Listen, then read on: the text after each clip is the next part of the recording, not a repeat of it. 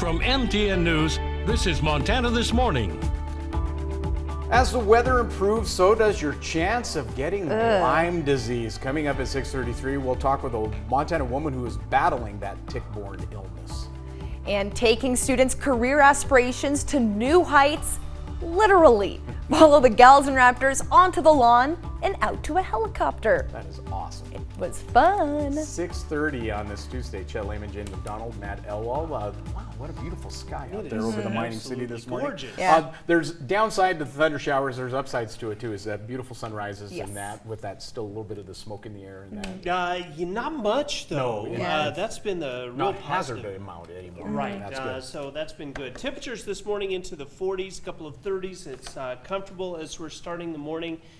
For most of the area today, it looks like our chances of showers are picking up through the afternoon and evening. Just expect to get wet over the next few days because we are seeing some hit and miss showers. At some point, one of those are going to hit you. Yeah. Some of us need showers more than others.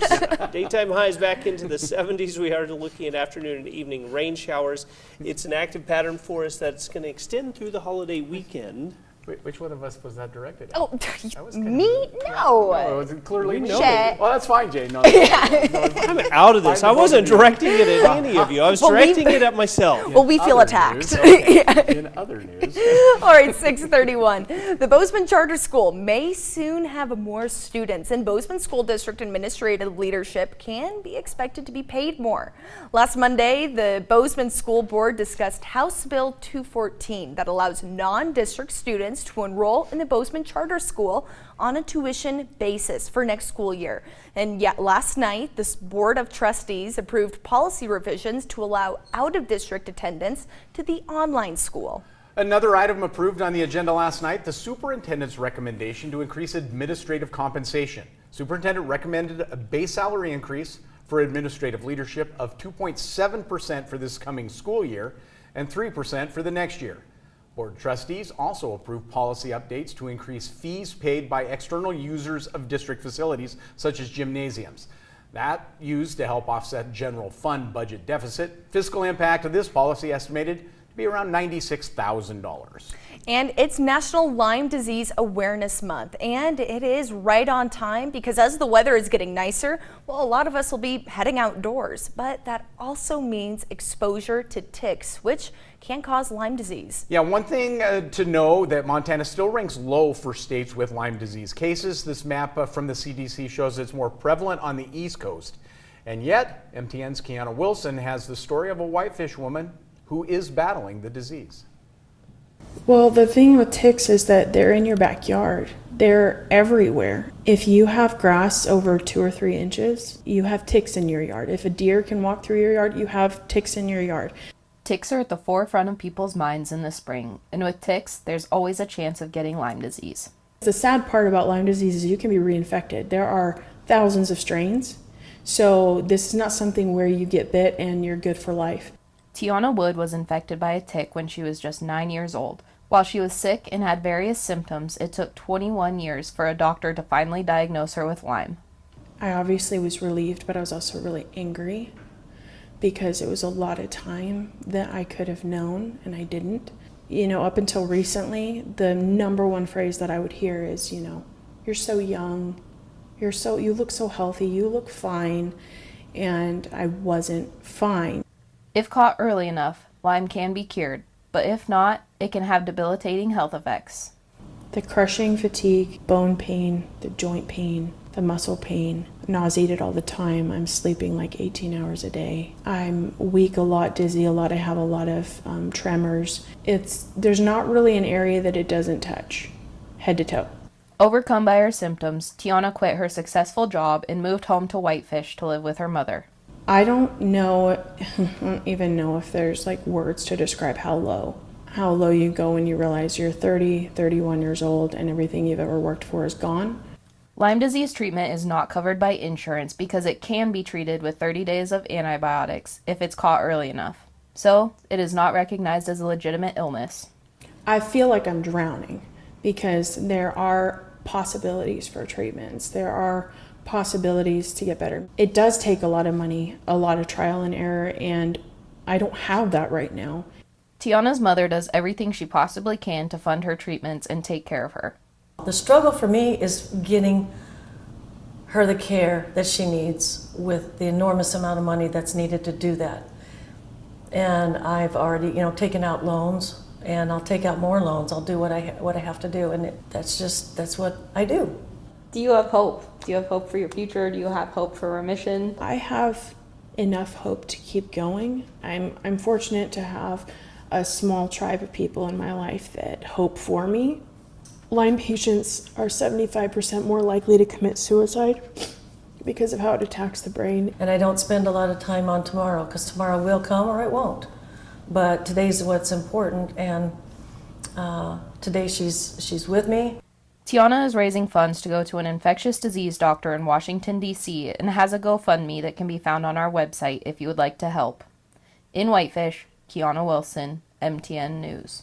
And we thank Tiana for sharing her story with us. By the way, no current vaccine available for humans, but that may soon change. As CBS News reporting last month, Moderna announced it's working on 2 Lyme disease vaccines.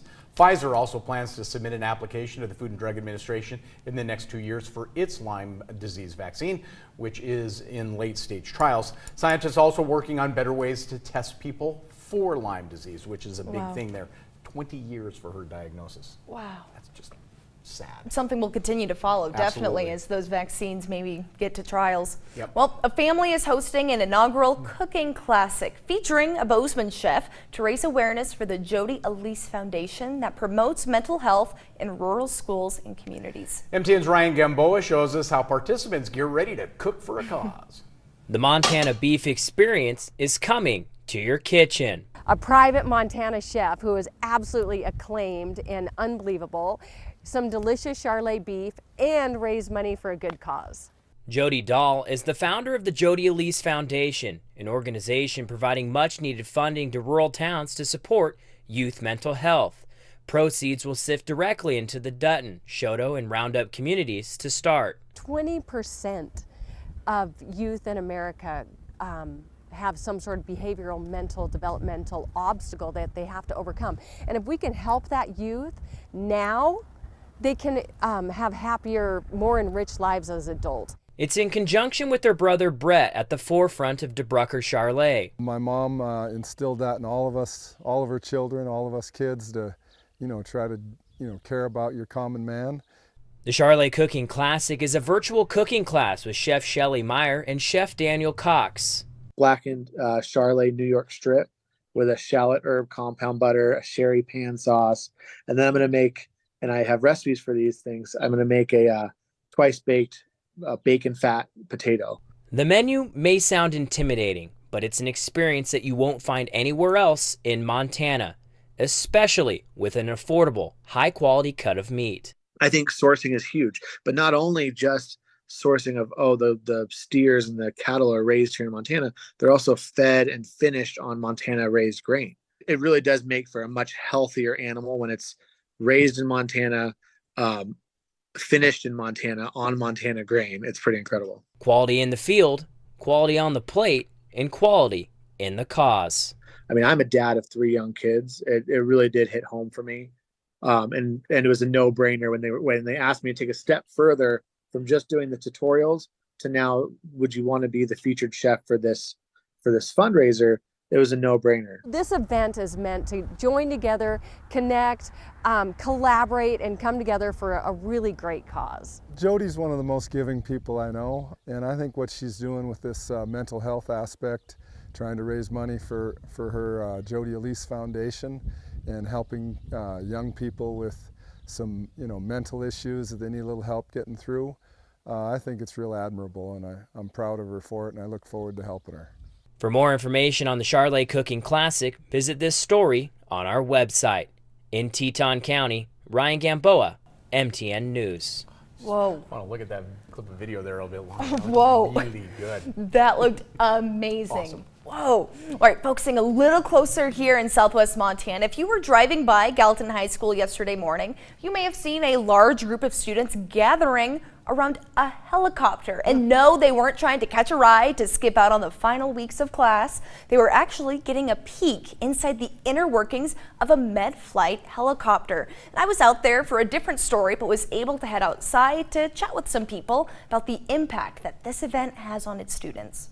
There's always a need for quality clinicians and pilots, aviators, and it includes our AMTs or the mechanics as well.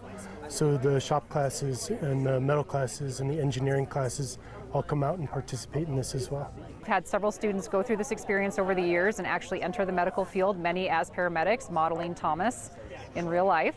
So this has been a really awesome opportunity for our students to see what we do in the classroom, outside in the field for real. And also at the event were stations for students to learn how to pack and tend to serious wounds. And there were plenty of paramedics for students to talk to with regarding their careers and experience in the air. So pretty cool thing awesome. to stumble upon. I love that. Sharing your work experience with young people, maybe getting them inspired to do the same thing. Yeah. I love that. Super cool. All right, time for a quick break here on Montana This Morning. When